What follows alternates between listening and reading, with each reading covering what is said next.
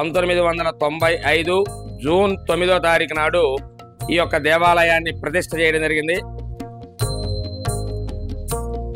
మొట్టమొదటిసారిగా మన భారతదేశంలో ఏ అయ్యప్ప స్వామి దేవాలయంలో లేని శరణకోటి స్తూపాన్ని మన దేవాలయంలో 2007లో దాన్ని స్థాపించడం జరిగింది.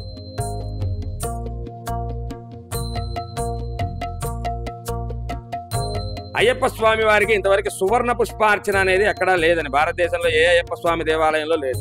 మొట్టమొదటిసారిగా మన దేవాలయంలో 108 బంగారపు పుష్పాలతో అష్టోత్తర నామాలతో పూజ చేయడం జరుగుతుందండి.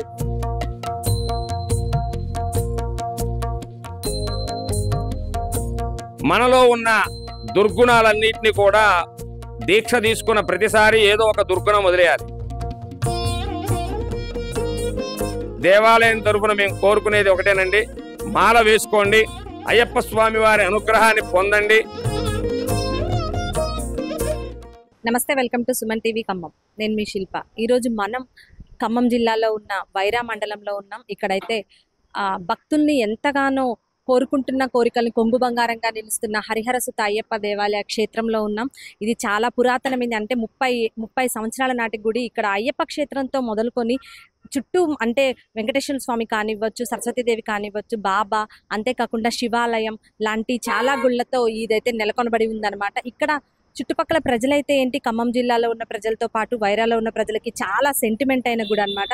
సో ఈరోజు మన సుమన్ టీవీ ద్వారా ఈ గుడిని చూపించే ప్రయత్నం అయితే చేస్తాను. అంతేకాకుండా ఈ గుడిలో ఉన్న విశిష్టతలు, ఇక్కడ ఉన్న అంటే ఏం కోరికలు కోరుకుంటే ఎక్కువగా నెరవేరుతూ ఉంటాయనేది ఇక్కడ గుడిలో ఉన్న ఆచార్యులతో మాట్లాడి మీకు తెలిపే ప్రయత్నం అయితే చేస్తాను.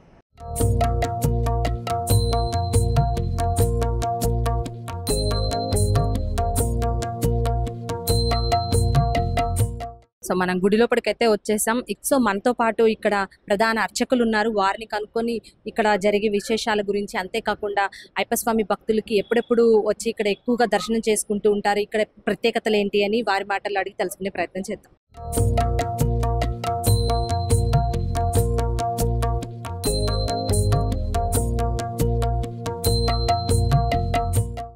గారు, నా పేరు రామకృష్ణ శర్మ అండి. హరిహరసుత అయ్యప్ప క్షేత్ర ప్రధాన అర్చకుడిని. గత 30 సంవత్సరాలుగా ఈ దేవాలయంలోనే నేను పనిచేయడం జరుగుతుంది. 1994లో మొట్టమొదటిసారిగా హరిహరసుత అయ్యప్ప క్షేత్రానికి సంబంధించిన అయ్యప్ప స్వామి వారి దేవాలయాన్ని శంకుస్థాపన చేయడం జరిగింది. 9 నెలల 13 రోజుల్లో, అనగా 1995 జూన్ 9వ తారీఖు నాడు ఈ యొక్క దేవాలయాన్ని ప్రతిష్ఠ చేయడం జరిగింది. అక్కడి నుంచి దినదినాభివృద్ధిగా దేవాలయం అభివృద్ధి చెందుతూ 1999లో 45 అడుగుల అభయ ఆంజనేయ స్వామి వారి విగ్రహాన్ని డిసెంబర్ 2వ తారీఖు నాడు ప్రతిష్ఠ చేయడం జరిగింది. ఆ తర్వాత 2007 సంవత్సరంలో 12 జ్యోతిర్లింగాలయం, అనగా ఒకే పానమట్టం మీద 12 జ్యోతిర్లింగాలు ఏకకాలంలో శ్రీ కలియుగ ప్రత్యక్ష దైవమైన వెంకటేశ్వర స్వామి వారి యొక్క దేవాలయం కూడా 2007లో ప్రతిష్ఠ చేయడం జరిగింది. ఇక్కడ దేశంలో లేని ప్రత్యేకత ఇక్కడ దేవాలయంలో ఉందని మేము తెలుసుకున్నాం. అసలు ఆ ప్రత్యేకత అంటే ఏం చెప్తారు, ఏమున్నాయంటారు ఇక్కడ? మన దేవాలయంలో ప్రత్యేకతల గురించి చెప్పాలంటే అమ్మ, 2007లో చంద్రమౌళి గురుస్వామి గారి ఆధ్వర్యంలో, వెచ్చా జగన్ గురుస్వామి గారి ఆధ్వర్యంలో శరణకోటి స్తూపం అనేది కోటి పుస్తకాలు ఓం స్వామియే శరణమయ్యప్ప అని రాయించడం జరిగింది. అలా రాయించి మొట్టమొదటిసారిగా మన భారతదేశంలో ఏ అయ్యప్ప స్వామి దేవాలయంలో లేని శరణకోటి స్తూపాన్ని మన దేవాలయంలో 2007లో దాన్ని స్థాపించడం జరిగింది. ఆ తర్వాత అదేవిధంగా అయ్యప్ప స్వామి వారికి ఇంతవరకు సువర్ణ పుష్పార్చన అనేది ఎక్కడా లేదని భారతదేశంలో ఏ అయ్యప్ప స్వామి దేవాలయంలో లేదు. మొట్టమొదటిసారిగా మన దేవాలయంలో 108 బంగారపు పుష్పాలతో ఆ యొక్క దీక్షా సమయంలో అయ్యప్ప స్వామి వారి మండల పూజా కార్యక్రమంలో ప్రతిరోజు కూడా అయ్యప్ప స్వామి వారికి సువర్ణ పుష్పార్చనతో అష్టోత్తర నామాలతో పూజ చేయడం జరుగుతుందండి. అలానే తులాభారం అనేది కూడా ఏ దేవాలయంలో కూడలేదు. ఆ తర్వాత మనని చూసి మిగతా వాళ్ళు ఏర్పాటు చేసుకోవడం జరిగింది. తులాభారం కూడా మన దేవాలయంలోనే మొట్టమొదటిగా ఏర్పాటు చేయడం అనేది. ఇలాంటి ప్రత్యేకతలు వైరా అయ్యప్ప స్వామి దేవాలయంలోనే ఉన్నాయని చెప్పడానికి మేము చాలా గర్విస్తున్నామండి. అయ్యప్ప క్షేత్రంలో ప్రతిష్ట అయిన దగ్గర నుంచి దినదినాభివృద్ధిగా చెందుతూ ప్రతి సంవత్సరం కూడా అయ్యప్ప మాలలు వేసుకునే భక్తులు ఇక్కడ సుమారుగా 4000 నుంచి 5000 మంది మాలలు వేసుకోవడం జరుగుతుంది. తర్వాత ప్రతి నెలలో కూడా అయ్యప్ప స్వామి వారికి ప్రత్యేకంగా ఉత్తరా నక్షత్ర సందర్భంగా ప్రత్యేక అభిషేకాలు పూజలు నిర్వహించడం జరుగుతుంది. సంవత్సరంలో వచ్చే మనకి పెద్ద పెద్ద పండుగలు 9 పండుగలు ఉంటాయి. 9 పండుగలకు కూడా అయ్యప్ప స్వామి వారికి పంచామృత సహిత ఫలరసాభిషేకాలతో అభిషేకాలు నిర్వహించడం, ప్రత్యేక పూల అలంకరణతో వచ్చిన భక్తులకి దర్శనము, తీర్థప్రసాద వినియోగాలు నిర్వహించడం జరుగుతుంది. సంకటహర చతుర్థి రోజు నాడు కూడా మన దేవాలయంలో గణపతి స్వామి వారికి ప్రత్యేక పూజా కార్యక్రమాలు, అలానే మన అయ్యప్ప స్వామి వారి దీక్షాకాల సమయంలో మండల పూజా కార్యక్రమం అనేది ఉంటుంది. నవంబర్ 16వ తారీఖు నుంచి డిసెంబర్ 26వ తారీఖు వరకు కూడా మాల ధరించిన అయ్యప్పలకి ఉచితంగా అన్నదాన కార్యక్రమాన్ని ఏర్పాటు చేసింది. ఆ సమయంలో ఎంతమంది అయ్యప్పలు వచ్చినా సరే లేదనకుండా అన్న సంతర్పణ కార్యక్రమాన్ని దేవాలయ కమిటీ వారి చేతిగా నిర్వహించడం జరుగుతుంది. శబరిమలలో జనవరి 14వ తారీఖు ఎలా అయితే మకర జ్యోతి దర్శనాన్ని నిర్వహిస్తారో మన దేవాలయంలో కూడా వైరా పట్టణ పురవీధుల్లో స్వామివారి నగరలు ఊరేగింపుగా దేవాలయం వరకు తీసుకొచ్చి జ్యోతి కార్యక్రమం, జ్యోతి దర్శనం అనంతరం స్వామివారికి నగలతో అలంకరణ, స్వామివారికి వచ్చిన భక్తులందరికీ కూడా దర్శన కార్యక్రమాన్ని ఏర్పడం చేస్తుంది. కావున ఈ దేవాలయం దినదినాభివృద్ధి చెందుతూ మరి యొక్క దేవాలయాలు, కొన్ని దేవాలయాలు ప్రతిష్ఠ చేసుకోవడం కూడా జరిగింది. కావున ప్రతి ఒక్క భక్తులు కూడా ఈ దేవాలయానికి విచ్చేసి ఒకసారి స్వామివారిని దర్శించుకొని తమ యొక్క కోరికలు నెరవేర్చుకోవాల్సిందిగా కోరుచున్నాం. మన దేవాలయంలో తులాభారాన్ని కూడా ఏర్పాటు చేయడం జరిగింది. ఇక్కడ ఎవరైనా వచ్చి సంతానం లేని వారు కానీ, వివాహం కాని వారు కానీ, ఏదైనా సరే ఇబ్బందులు ఉన్నవాళ్ళు వచ్చి స్వామివారికి మొక్కుకొని ఒక 18 ప్రదక్షిణాలు చేసినట్లయితే వారి కోరిక తప్పగా నెరవేరుతుంది. అలా నెరవేరిన వాళ్ళు స్వామివారికి బెల్లం మొక్కుకున్న, నూనె కానీ, బియ్యం కానీ ఏదైతే మొక్కుకున్నారో ఆ మొక్కు చెల్లించుకోవాల్సి ఉంటుంది. అలానే మన దేవాలయంలో నవగ్రహ దేవాలయాలు, జంటనాగులు, సుబ్రహ్మణ్య స్వామి కూడా ఉన్నది. వివాహం కాని వారు కానీ, సంతానం లేని వారు కానీ, గ్రహ దోషాలు ఉన్నవాళ్ళు కానీ, శాంతి దోషాలు ఉన్నవాళ్ళు కానీ ఇక్కడికి వచ్చి అపరిమితంగా కార్యక్రమాలు చేయించుకుంటూ ఉంటున్నారు. వారందరూ కూడా శుభ ఫలితాన్ని పొందారు.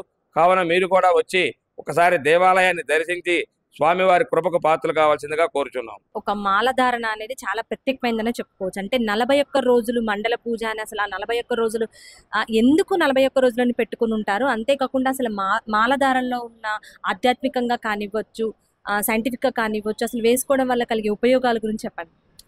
మంచి ప్రశ్న వేశారమ్మా. ఈ యొక్క అయ్యప్ప స్వామి వారి మాలాధారణ అనేది ప్రతి ఒక్క మానవుడు మాల వేసుకున్న కానించి 41 రోజు కూడా దీక్ష చేయటం అనేది జరుగుతుంది. సహజంగా అయ్యప్ప దీక్ష అనేది మనకి చలికాలంలో కార్తీక మాసంలోనే ప్రారంభమవుతుంది. కార్తీక మాసం అంటే చలికాలం.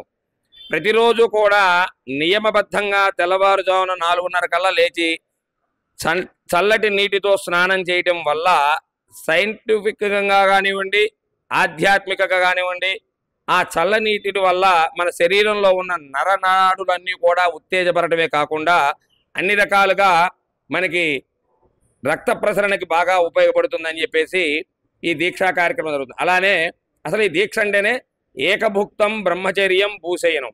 బ్రహ్మచర్యం చేయాలి, భూశయనం చేయాలి, ప్లస్ ఏకభుక్తంగా చెప్పులు లేకుండా ఉండాలి. చెప్పులు లేకుండా ఈ చలికాలంలో నడవడం వల్ల ఈ గడ్డి మీద కానివ్వండి సన్న సన్న రాళ్ళు మన పాదాలలో కుచ్చుకోవడం వల్ల ఆక్యుపెంక్చర్ లాగా రక్త ప్రసరణ అనేది బాగా జరగడం జరుగుతుంది.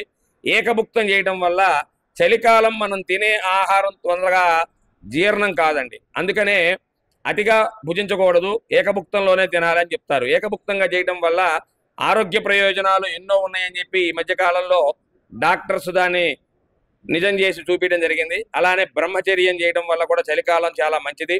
భూశయనం చేయడం వల్ల మనం మంచం మీద పరుపుల మీద పడుకోవడం కన్నా కూడా నేల మీద పడుకోవడం వల్ల ఏమిటంటే వెన్నుపూస కానీ ఈ యొక్క మెడలకు సంబంధించిన నరాలు కానీ అన్నీ కూడా ఎలాంటి ఇబ్బందులు లేకుండా ఉంటాయని చెప్పేసి డాక్టర్లు చెప్పడం జరుగుతుంది. ఇప్పుడు ఎవరికైనా ఈ మెడ నొప్పులు కానీ వెన్నుపూసల నొప్పులు వచ్చినప్పుడు వాళ్ళు బల్లా మీద, కటిక నేల మీద కానీ బల్లా మీద పడుకోమంటారు. ఎందుకంటే ఇలా పడుకోవడం వల్ల బాడీలో ఎలాంటి ఇబ్బందులు ఉన్నా అవి కూడా సెట్ అయిపోతాయని చెప్పి చెప్పడం జరుగుతుంది.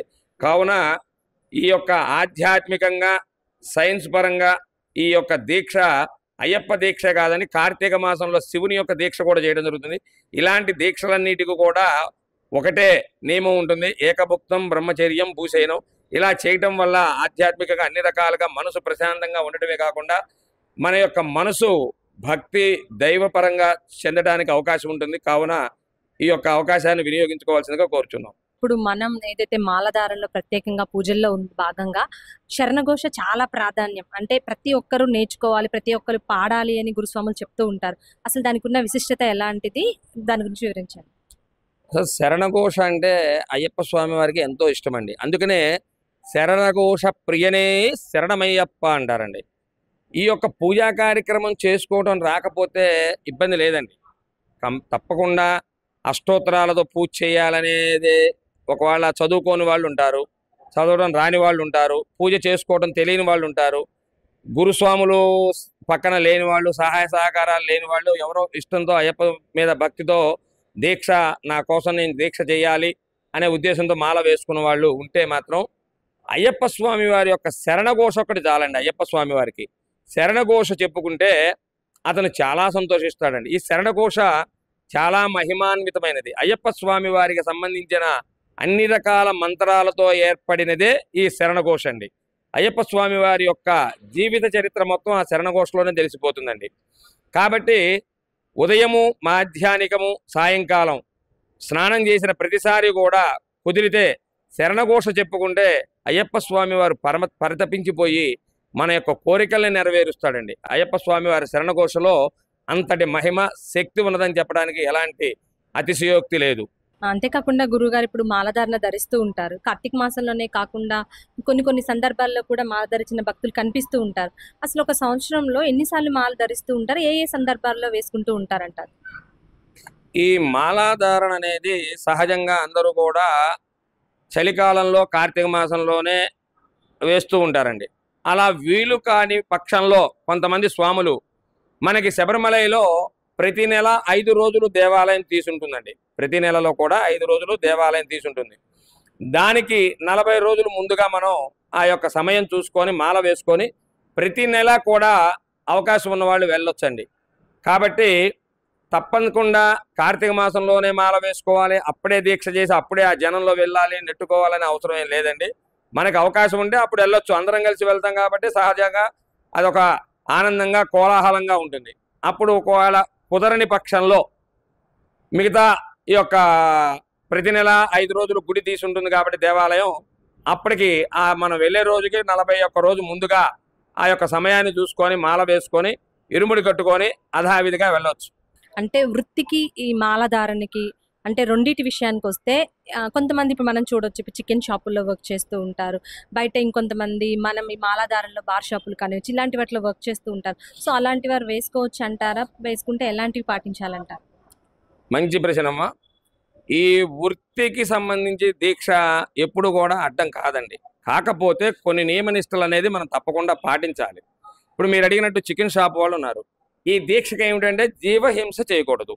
జీవహింస చేయకూడదు. మరి ఆయన మాల వేసుకున్నాడు, మరి ఆ మేకనో కోడినో చంపాల్సి వస్తుంది, అప్పుడు ఎలా అంటారు? కాబట్టి సాధ్యమైనంత వరకు అతను ఆ పని చేయకుండా ఉండటమే మంచిదండి. కాకపోతే ఈ 40 రోజులు దీక్షలో ఉన్నాడు కాబట్టి దానికి సంబంధించిన వేరే వ్యక్తిని ఏర్పాటు చేసుకొని ఆ జీవహింస చేయకుండా అతని దీక్షా నియమాలు అనేది కొనసాగించడం చాలా ఉత్తమ ఫలితాలు వస్తాయి. అంతే తప్ప నా వృత్తి ఇదే, నేను జీవహింస చేస్తాను అంటే మాత్రం అది చాలా తప్పు కిందే వస్తుందమ్మా. ఇతను వృత్తి అయినా సరే మనం చేసుకుంది దీక్ష.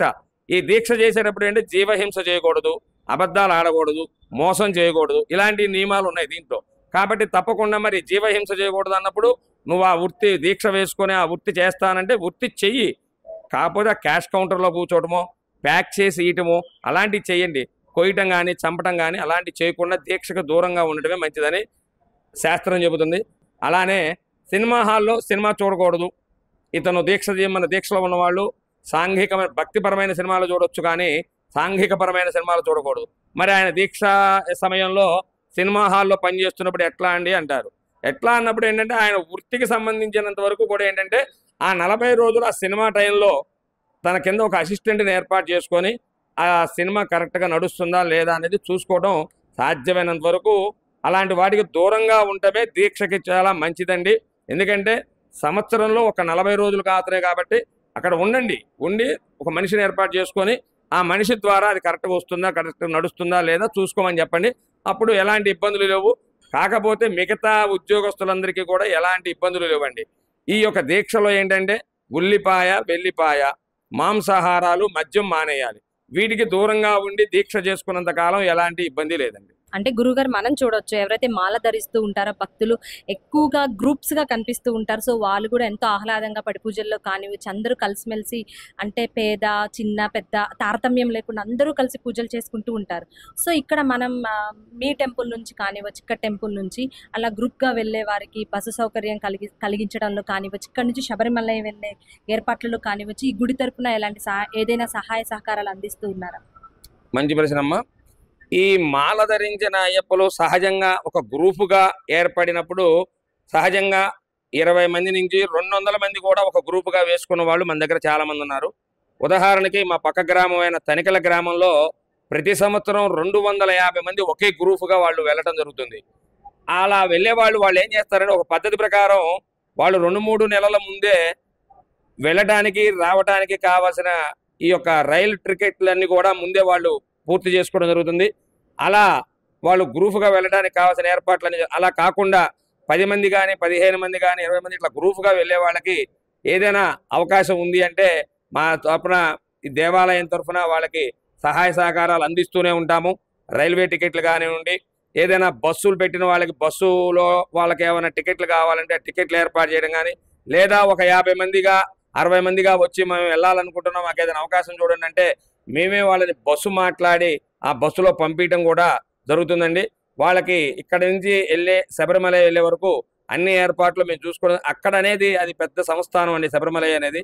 అక్కడికి వెళ్ళిన తర్వాత ఇక అక్కడ ఆ యొక్క దర్శనం కానివ్వండి, ఆ లైన్లు కానివ్వండి, నెయ్యాభిషేకం కానివ్వండి, అక్కడ జనాన్ని బట్టి నడుస్తూ ఉంటుంది. మనం అక్కడ జాగ్రత్తలు అది వాళ్ళు తీసుకోవాల్సిందే ఉంటుంది. దేవాలయం తరఫున మాత్రం మేము ఇక్కడి నుంచి వెళ్ళేటప్పుడు వాళ్ళకి కావాల్సిన అన్ని సూచనలు, సలహాలు, సహాయ సహకారాలు అందించడం జరుగుతుందండి. ఎవరైతే ఉంటారో కొంతమంది పేదవారు కూడా ఉంటుంటారు. సో వారు సొంతంగా పీఠం పెట్టుకోలేకపోవచ్చు. సో అలాంటి పీఠం పెట్టుకోలేని వాళ్ళకి కూడా మాల వేసుకునే అవకాశాలు మీరు ఎలాంటి అవకాశాలు కల్పిస్తున్నారు? ఇక్కడికి వచ్చి వారు పూజలు చేసుకోవడం కానివ్వచ్చు, వాళ్ళకి అన్నదానం కానివ్వచ్చు, అలాంటివి ఏమేమి కల్పిస్తూ ఉన్నారు? చక్కటి ప్రశ్న వేశారమ్మా. మాల ధరించిన అయ్యప్పలు తప్పకుండా వారి యొక్క కొంతమంది సభ్యులు ఒక 10 మందో 20 మందో 50 మందో 100 మందో సభ్యులు ఏర్పడి ఒక చోట వాళ్ళు ఒక ఆశ్రమంలాగా ఏర్పాటు చేసుకొని అక్కడ పీఠం పెట్టుకొని ఉదయం సాయంకాలం పూజలు చేసుకుంటూ కార్యక్రమాలు నిర్వహిస్తుంటారు. మీరు అడిగినట్లుగా పేదవారు కానీ లేనివారు కానీ పీఠం పెట్టుకోలేని వారు, అవకాశం లేని వారి పరిస్థితి ఏమిటి అంటే వారు మాల ఇక్కడ వేసుకున్న రోజు నుంచి ఉదయము సాయంకాలం దేవాలయానికి వచ్చి దేవాలయం చుట్టూ ప్రదక్షిణాలు చేసి శరణఘోష చెప్పుకుంటే వారికి ఉదయం సాయంత్రం మేము హారతి ఇవ్వడం జరుగుతుంది. అలానే ఇక్కడ దేవాలయం తరపున మండల పూజా కార్యక్రమంలో నిర్వహించే అన్నదాన కార్యక్రమంలో వారికి ఉచితంగా అన్న సంతర్పణ భోజన కార్యక్రమం ఏర్పాటు చేయటం అవుతుంది. తర్వాత వారు ప్రత్యేకించి ఎక్కడ నిద్రించడానికి అవకాశం లేదు అనుకుంటే వారి యొక్క పూర్తి వివరాలు తీసుకొని మనం దేవాలయంలో వారికి నిద్రించడానికి సహాయ సహకారాలు అందించడం జరుగుతుంది. దేవాలయం తరపున కమిటీ వారి తరపున అలాంటి వారికి పూర్తి సహాయ సహకారాలు ఉంటాయని చెప్పి తెలియజేస్తున్నాం. మాలధారణ ధరించిన తర్వాత ఎక్కువగా పడి పూజలు ప్రత్యేకంగా నిర్వహిస్తూ ఉంటారు. సో ఈ గుడిలో వచ్చేటప్పటికి అంటే పడి పూజలు ఇక్కడ నిర్వహించుకోవాలనే భక్తులకి మీరు ఎలాంటి అవకాశాలు కల్పిస్తూ ఉన్నారు? మన దేవాలయంలో నవంబర్ 16వ తారీఖు నుంచి మండల పూజా కార్యక్రమాలు ప్రారంభమవుతాయి. ఈ మండల పూజా కార్యక్రమం ప్రారంభం రోజున స్వామివారి యొక్కకి పడి పూజా కార్యక్రమం అనేది తప్పకుండా మేము ఇక్కడ నిర్వహిస్తూ ఉంటాము. అలా కాకుండా ప్రతి బుధవారం కూడా స్వామివారికి ఈ దీక్షా సమయంలో పడి పూజా కార్యక్రమం నిర్వహించడం, స్వామివారి ఉత్సవ విగ్రహాన్ని గుడి చుట్టుగా స్వామివారిని ఊరేగింపుగా చేసి బలిహరణ చేయడం జరుగుతుంది. ఇక్కడ ఈ యొక్క పడి పూజా కార్యక్రమం భజన అనంతరం వచ్చిన స్వాములందరికీ కూడా అన్న సంతర్పణ కార్యక్రమం ఉంటుంది. అలానే ప్రతి సంవత్సరము కూడా డిసెంబరు మొదటి వారంలో నగర సంకీర్తన కార్యక్రమం అనేది జరుగుతుంది. ఆ రోజు స్వామివారికి ఆరాటు సేవా కార్యక్రమం కూడా ఉంటుంది. స్వామివారి ఉత్సవ విగ్రహాన్ని దేవాలయం నుండి వైరా నది వరకు కూడా ఊరేగింపుగా తీసుకెళ్లి నది దగ్గర ప్రత్యేక పూజా కార్యక్రమాలు, ప్రత్యేక పంచామృత సహిత ఫలరసాభిషేకాలు నిర్వహించి ఊరేగింపుగా తీసుకురావడం జరుగుతుంది. అనంతరం దేవాలయానికి వచ్చిన తర్వాత మహా పడి పూజా కార్యక్రమం, గుడి సేవా కార్యక్రమం నిర్వహించడం జరుగుతుంది. భోజన కార్యక్రమం అనంతరం సాయంత్రం కన్యస్వాములతో 108 మంది కన్యస్వాములతో నగర సంకీర్తన కార్యక్రమాన్ని కూడా నిర్వహించడం జరుగుతుంది. ఇక్కడ నుంచి జ్యోతులతో స్వామివారి యొక్క దేవాలయం నుండి జ్యోతులతో ఊరేగింపుగా వైరా పురవీధుల్లో ఊరేగించడం జరుగుతుంది. అనంతరం వచ్చిన తర్వాత స్వాముల వారికి ఇక్కడ నిప్పుల మీద నడక, అగ్ని పునీతం అనేది ఒకటి ఉంటుంది. స్వాములందరూ కూడా ఇక్కడ నిప్పుల మీద నడుస్తారు. అలా నడిచిన వెంటనే మహాపడి పూజ కార్యక్రమం, వచ్చిన స్వాములందరికీ అల్పాహార కార్యక్రమాన్ని కూడా ఏర్పాటు చేయడం ఉంది. అలా కాకుండా మాల ధరించిన అయ్యప్పలు ఎవరైనా సొంతంగా ఇంటి దగ్గర పడి పూజ పెట్టుకోవాలని మా దగ్గరికి వచ్చి సంప్రదిస్తే వారికి అన్ని విధాలుగా సహాయ సహకారాలు అందించి కార్యక్రమాన్ని విజయవంతం చేస్తాము. సో గురుగారు చాలా ప్రశ్నలకి మాకు సమాధానం అందించారు. అంటే చివరిగా అసలు ఇక్కడ మన వైరా గుడి తరపున ప్రజలకి ఏ సందేశం అందించాలనుకుంటున్నారు? ఈ వైరా అయ్యప్ప స్వామి దేవాలయం నుండి మాల ధరించే అయ్యప్ప భక్తులందరికీ కూడా ఒక మంచి సూచన ఏమిటంటే, అయ్యప్ప స్వామి వారి దీక్ష అంటేనే ఎంతో పవిత్రమైనది, శక్తివంతమైన దీక్ష. కామ క్రోధ మోహ లోభ మదమాశ్చర్యాలని మనం వదిలేయాలండి. మనలో ఉన్న దుర్గుణాలన్నింటినీ కూడా దీక్ష తీసుకున్న ప్రతిసారి ఏదో ఒక దుర్గుణం వదిలేయాలి. అంటే నా గొప్ప కాదండి, నేను మాల ధరించిన కాడి నుంచి ఇప్పటి వరకు దగ్గరగా సుమారుగా ఒక 70-80 మందిని నేను సిగరెట్ తాగేవాళ్ళ సిగరెట్ అలవాట్లు మానిపించానండి. మందు తాగేవాళ్ళ మందు మానిపించానండి నాతో తీసుకెళ్ళి. ఇలా పేకాట ఆడేవాళ్ళని పేకాటలు మానిపించానండి. ఇతర పదార్థాలు గుటకాలు కానీ ఇలాంటి తినేవాళ్ళని చాలామందిని కూడా మార్చడం జరిగిందండి. అలానే మనం దీక్ష తీసుకున్న ప్రతిసారి మనలో ఉన్న ఒక దుర్గుణాన్ని ఏదో ఒకటి వదిలేయాలి. ఈ సంవత్సరం నేను మాల వేసుకుంటున్నాను, నాకు సిగరెట్ తాగే అలవాటు ఉంది, ఈ యొక్క దీక్షతో ఈ సంవత్సరం సిగరెట్ని మానేయాలి, వచ్చే సంవత్సరం ఇంకొక అలవాటు, అలా మనలో ఉన్న చెడు అలవాట్లు అనేటిని మానేయాలండి. ఇప్పుడు ఎలా చేస్తున్నారంటే స్వాములు రేపొద్దున మాల అనగానే రాత్రి 1 గంట దాకా తాగుతున్నారండి. ఎందుకంటే 40 రోజులు కూడా తాగడానికి అవకాశం లేదు. తర్వాత రాత్రి 1 గంట 2 దాకా కూడా తాగడం, పొద్దున లేచి స్నానం చేసి రావడం, సరిగ్గా నిలబడలేకపోతున్నారు. అలా తయారైంది. ఎంత దుస్థితికి తయారైందండి. ఎంత చెడు అంటే, మనం మాల వేసుకోవాలి అంటే మినిమం 48 గంటల ముందు నుంచే దీక్షలాగా ఉండాలండి. మినిమం 48 గంటల ముందు నుంచే మధ్య మాంసాలన్నీ బంద్ చేయాలి. ఎందుకంటే మనం ఒక్కసారి కనుక నాన్ వెజ్ తింటే శాస్త్రపరంగా సైన్స్ పరంగా కూడా 48 గంటలు అది శరీరంలో ఉంటుందని నిరూపితమైనది. కావున మనం దీక్ష తీసుకోవాలి అనుకున్న దానికి మినిమం 48 గంటల ముందు నుంచే ఇలాంటి అలవాట్లు మానుకొని దీక్ష చేయాలండి. దయచేసి దేవాలయం తరఫున మేము కోరుకునేది ఒకటేనండి, మాల వేసుకోండి, అయ్యప్ప స్వామి వారి అనుగ్రహాన్ని పొందండి, మీ జీవితాన్ని మీరే మార్చుకునే అవకాశం దీక్ష అంటే. ఎప్పుడైనా సరే దయచేసి ఇలాంటి అలవాట్లు మానుకోవాలి అనుకున్నప్పుడు ఒకేసారి అన్నీ మానేయలేకపోతే మాల వేసుకున్న ప్రతి సంవత్సరం ఒక్కొక్క దుర్గుణాన్ని వదిలేసే విధంగా ప్రమాణం చేసుకోండి, వదిలేయండి. ఈ యొక్క భజన కార్యక్రమంలో అందరూ సమయానికి వచ్చి పాల్గొని కార్యక్రమాన్ని విజయవంతం చేసి మీ యొక్క జీవితాన్ని సద్వినియోగపరుచుకొని అయ్యప్ప స్వామి కృపకు పాత్రలు కావాలని కోరుకుంటున్నామండి.